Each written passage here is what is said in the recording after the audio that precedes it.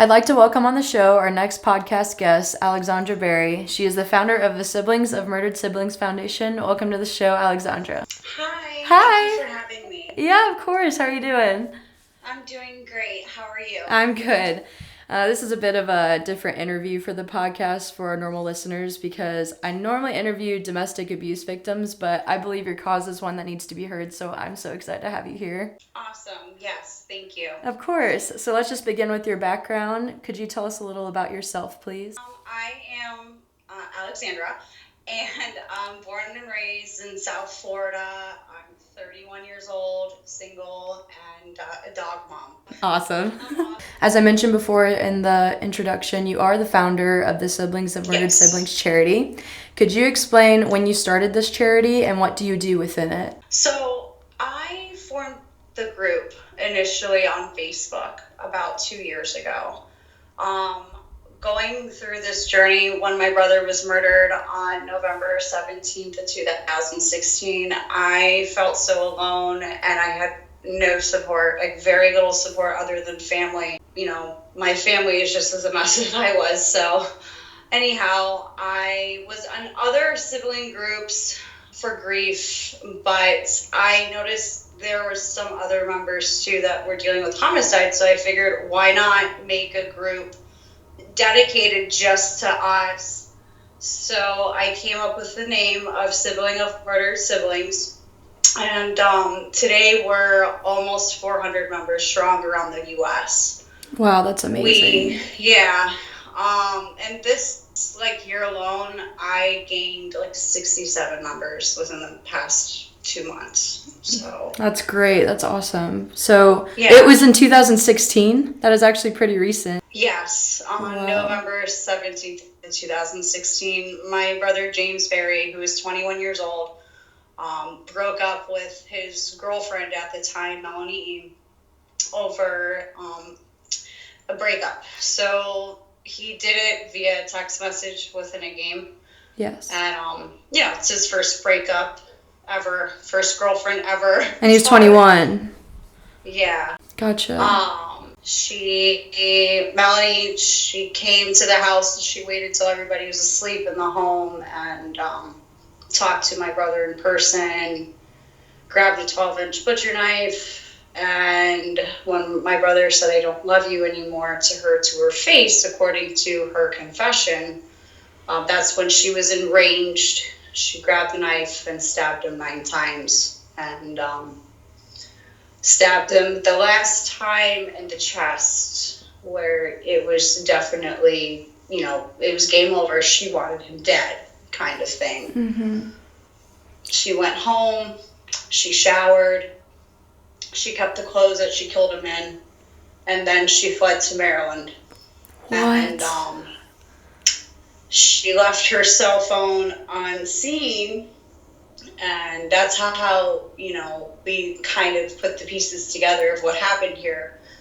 My brother was a good kid. He didn't hang out with the wrong people. He was going to college. He worked 2 jobs. He was supporting my mom too. Good kid, Anyhow, she confessed to the crime on the 21st of November. She was arrested, and she gave the evidence to the police and everything. She willingly did this. Oh my gosh. And your family, did you guys suspect her before the confession you did? Yes. We did, just because she showed some signs of something's not normal in her head, Mm-hmm. They broke up before, months prior, and she was threatening to kill herself, to the point her mother came to my mother's house begging my mom and my brother for my brother to continue the relationship with her. And then another incident that we had, another, a red flag for everybody listening. She was extremely jealous of every single person my brother was friends with. Every person. Yeah, that's not good. They had to do everything together. Right. Same college course, same college teacher. Same thing. No way. Which is abnormal to me. Anyhow, there's a friend who expressed his concern to my brother about Melanie. And of course, your first relationship, you really don't know any better, and you're going to tell your significant other about the conversation your concerned friend had, right? Well, Absolutely. my brother did that. So she had the brilliant idea to grab a gallon of bleach, and she poured it in my brother's best friend's fish tank, which he lived in the home with my mother, my brother as well. So it was like a roommate, friend, everything. Yeah. So anyhow, 2 days later, she told my mom, "Oh, I killed the fish." What? Any remorse, nothing. So she's obviously, there's something wrong with this girl from the start. Yes. Like, not completely. okay. You guys had to go through court, the court case is what I assume. I am so in shock right now. Like, I've not really talked to someone who's had a murdered family member or a murdered friend. So I don't even know, how do you even go through that process? Like, what was the next day like? Where the newscast was probably all over your family?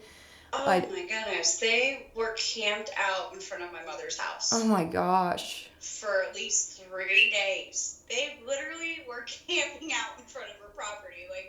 And your mom's already in shock. I mean, everyone's in shock, and you have to deal with that? I just can't imagine. Yeah. Oh, there's a few times I had to call the media and politely ask them to stop airing my mother's address. Yeah.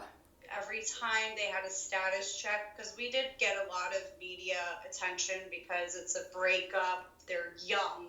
She's Cambodian. He's American, even though she was born here. It's like a rare, I wouldn't say rare, it's so common today, but it was such a unique, I guess, case to the media. So yeah, every time they would air the case, they would advertise my mom's living address. That's where the crime happened, and I get it. I've learned, unfortunately, the media takes these stories and exploits them, even with the families not consent, unfortunately. That's what I always assume when I see these things on the news, that I'm just like, why are people bombarding them with cameras when they barely can probably take what's going on at the moment? Yes. So yeah, like the first year after she was arrested, I'll just give you the breakdown. So after she was arrested, it was kind of a relief to know that she was behind bars. But at the same time, like, your mind is just so in shock. It is like the moment I got the phone call from my father around 12:30 at night, my whole world stopped. Everything, my reality, the fact that I'll never be an aunt, my brother will never have kids, he'll never have a family, he was robbed from life. And you're just trying to understand why my brother kind of thought process, why of course. My family. And then the first couple months, you're the family of the court system, like, we had the arraignment. I want to say it was like December 11th. So a couple weeks later, because she was in Maryland, so we had to get her extradited back to Florida. She attempted to try to fight that, but didn't work out, thank God. Yeah. And she pled not guilty, and that even she confessed. Remember, she confessed. Yeah, that's why it's weird. Yeah. And then her family, her uncle, hired a private attorney from Miami. He used to be a state attorney before he became a defense lawyer. So he really, had a good backing. He knows the system.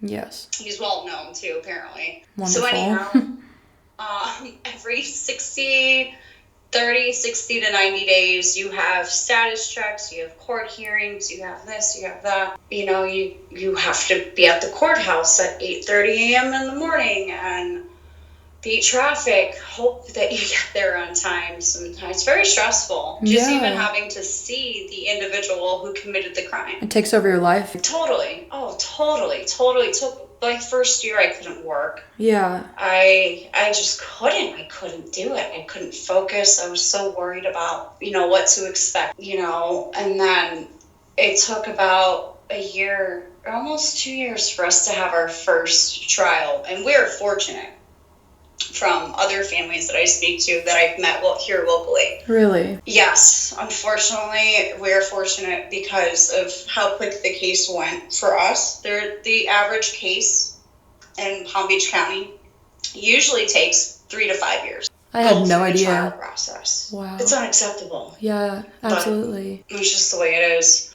Our first trial, we had ended up getting a mistrial, unfortunately. That was a mess. It was very disappointing because there's so much overwhelming evidence that this being presented to complete strangers, the jurors, it should have been like a slam dunk. But one of the jurors that was on our case was wrongfully selected. So, for example, when they have jury selection, everybody has assigned seats, so on and so forth. Yeah. The bailiff, or the guy that the officer, he says to everybody in the room, come in, come out. So the last seating at the end of the day, the officer said, to everybody, don't worry about sitting in your assigned seats. They're going to pick out the last jurors. There was 2 Mrs. Greens in the room. The wrong Mrs. Green walked up. And she, throughout jury selection, demonstrated that she really wasn't for police. She wasn't, she was very opinionated about, we knew we didn't want her to be on her trial. Oh my gosh, yeah. The things she was saying. So anyhow, the next day we start the trial. The judge, the defense lawyer, the state attorney, they all realize they have the wrong woman. I cannot believe this actually happens, this kind of error. Yeah. Such a simple human error. What happens is either A, we can restart the process, or B, we can continue if both parties agreed, which was, a good thing, I guess, because I'll get to the end later to why it was kind of like a weird, yeah, thing. Right. But, so we start the trial. They had opening statements from the state attorney first. It was such a powerful moment in the room. And then they had the defense lawyer. They tried saying my mother's boyfriend killed my brother. That was their argument because he was a butcher in his past career life. This is mind-blowing to me. Yeah, they'll say anything in court. That's what I realized with defense lawyers. You're under oath. Right. But you can take any one thing and blow it up to whatever you can. I guess that's their job, but I just can't imagine this. Yeah, no, it's unfortunately their job. Somebody explained to me because I would get really angry with the defense lawyer. I'm like, how could you defend somebody who committed such a horrific crime? Exactly. How do you sleep at night? Somebody said to me, you have to look at it like this. They're making sure the state is doing a good job. True. And I was like, okay, I guess, that makes sense. I get it. Yeah, it makes it bearable, I guess. Yes, it does. It makes sense. So after the opening statements, whatever, we start getting into the evidence. One of the jurors, he couldn't handle it. He was going to faint. He was elderly. And he just couldn't take it anymore. He told the judge, he's like, Your Honor, if I continue, I'm going to faint. I cannot do this trial. So that's when the alternate juror, which is the lady I spoke of, she then became a part of the case and participated in the rest of the trial, and what caused ultimately a mistrial because she couldn't agree with everybody else in the room with second-degree murder with a weapon. The one lady. There's always that one person. Yeah. That's frustrating. So yeah, that happened, and then almost a year later, I would say maybe not a year, maybe 6 months later, we had our second trial. It went quicker. We didn't deliberate for a day and a half like the first trial, thank God. And then the second trial, we got a guilty verdict of second-degree murder with a deadly weapon. Wow. And that was January 6th of last year, 2019. Mm-hmm. And then we had our sentencing April 3rd.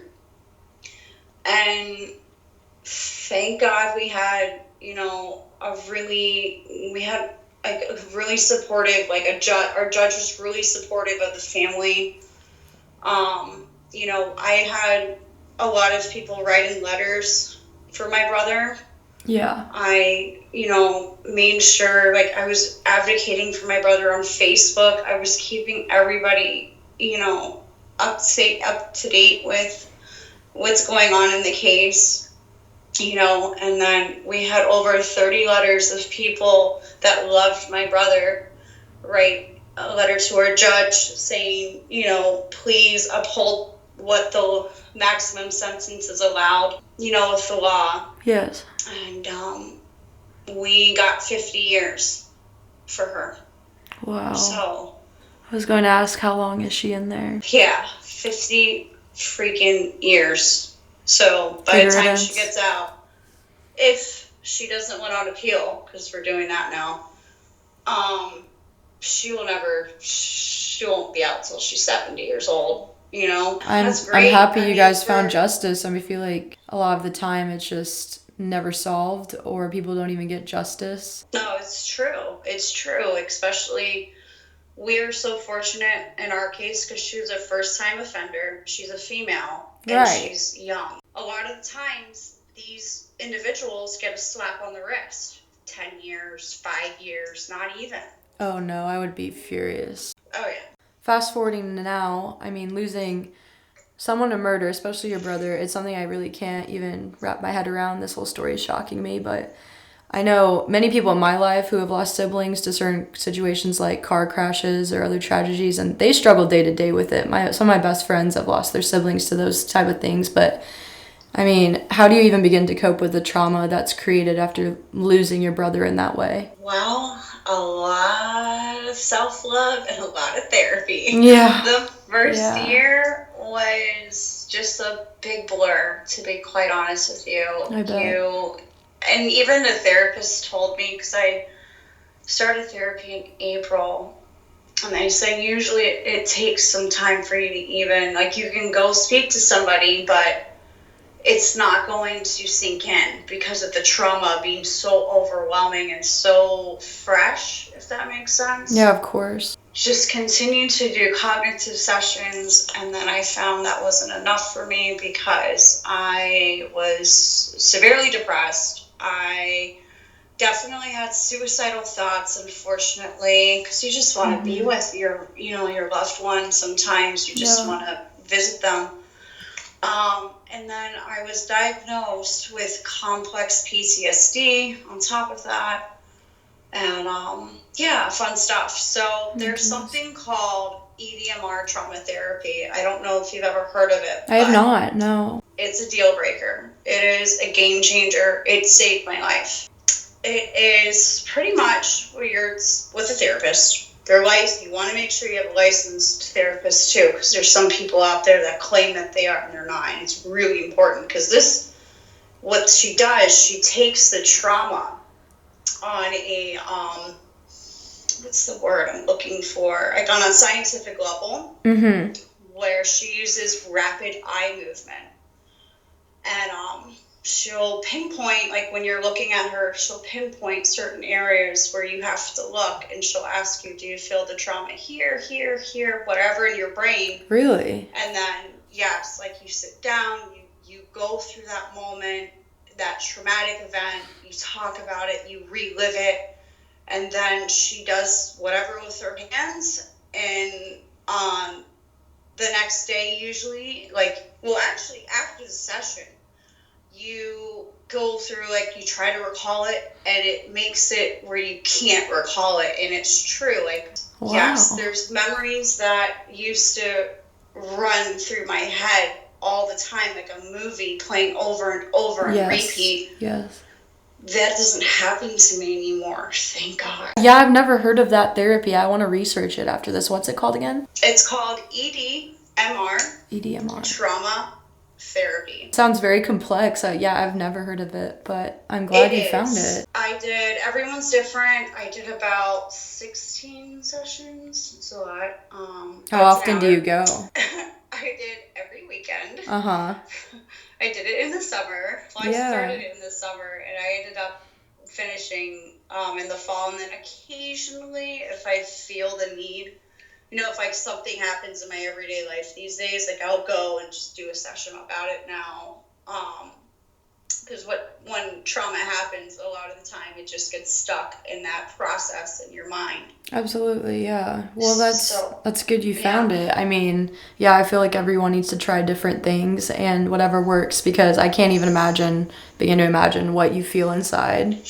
Oh yeah, the grief, it's never gonna go away. No. And my therapist explained that to me too. Like, it's always going to be there. We can do as many sessions as we can on the trauma, but the grief is never going to go away. Mm-hmm. So that's the flip side.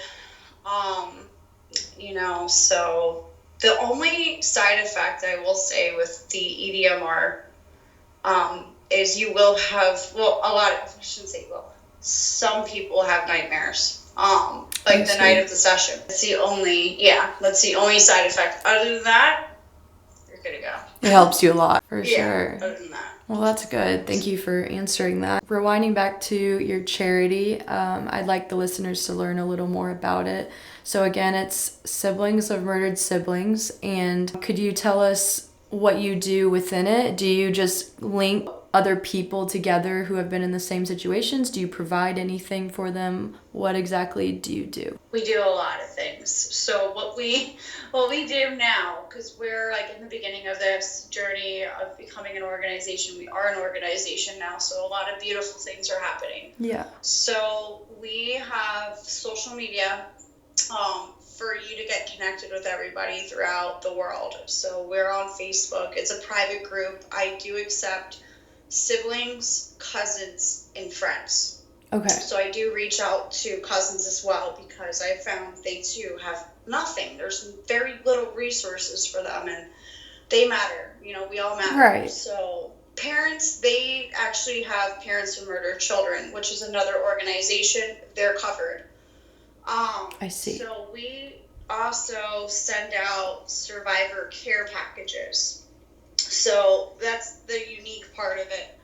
I reimburse for their court fees, because a lot of the times, unfortunately, we have to pay for parking. We have to pay the certain states have like different fees. We even have to pay for crime scene cleanup. It's insane. But the care packages, they have items from how stress falls.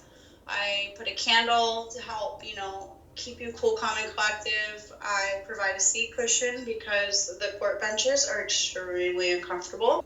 I have adult coloring books to help, just distract your mind. Yeah. I have a journal, so if you need to take notes, you have questions for your state attorney, your victim's advocate, whatever it is, whatever's on your mind, you can write it, because a lot of the times, you can't have your cell phone in the courtroom, you can get kicked out. I have pocket, tissues, gum, protein bars. I have a lot of different little items. And that's then amazing. I make custom shirts, too. No, that's amazing. Depending if, they send me a picture of their loved one, and we do that. We also do petitions. So if, somebody needs help in our group, to write a letter to the judge or whatever the case is, we do that. Eventually, we want to have local chapters. That's our big goal. I see. I was going to ask, yes. What's your goal? Yeah.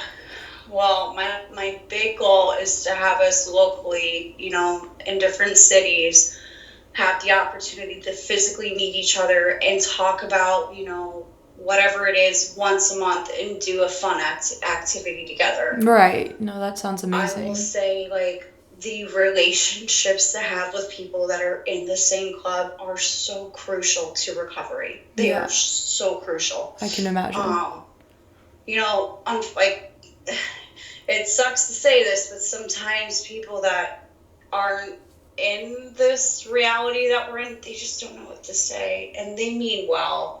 It's just, what can you say? But you just want to help so bad, and you do feel for them. But you can't even. I can't begin to put my emotions in that position at all. I do feel so much sympathy for you. I think you're an amazing person, and I honestly want to collab with you with our charities if you ever want to. I think it's it's a great purpose, and I haven't heard of anything like this for a charity. I feel like there's so many charities in one niche, and I have never really came across this niche before. It's great what you're doing. Yes. Thank you. No, I really appreciate it. My thing is, my brother will never be here again. He won't. And I want to keep him alive as much as I can. And he loved people. He loved helping people. And I feel like he lives through me, by doing this. Of course. And these items are what helped me survive. And if I can make this process a little bit easier for the next family, because violence isn't going to end. It's not. Yeah. It's always going to be here, even when I'm gone, when you're gone. Like, it's going to continue, unfortunately. And I want my organization to continue when I'm not here. And it will. So I have some serious goals to cover here. So far everything's working out very well. I want the world to know that we're here. That's the main thing. It's all word of mouth right now. Everyone finds us. I have faith that this is going to go as far as you want it to. It's all about what you put into it with your heart. I truly believe. Yes. It's just people, when you're doing something with your heart, like, people want to connect with you willingly. You don't even have to spend money on advertisement. It just happens. People come together. So I'm glad that you came on here, and I hope that all the listeners, they're going to feel for you. I can't wait to link you with them and send you all the messages I receive. What's your brother's name? James Barry. Okay, James. Well, I hope that doing this makes you think of him, and I know he's here with us, and I know our listeners will pray for you and pray for him, and we're definitely here to support you. So thank you so much for coming on today. Thank you so much for having me. I really appreciate it. I appreciate you. All right, so we'll be in touch for sure, okay? Yes. All right. You have a good one, Alex. Nice meeting you. Nice meeting you too. Thanks so much. Okay. Bye-bye.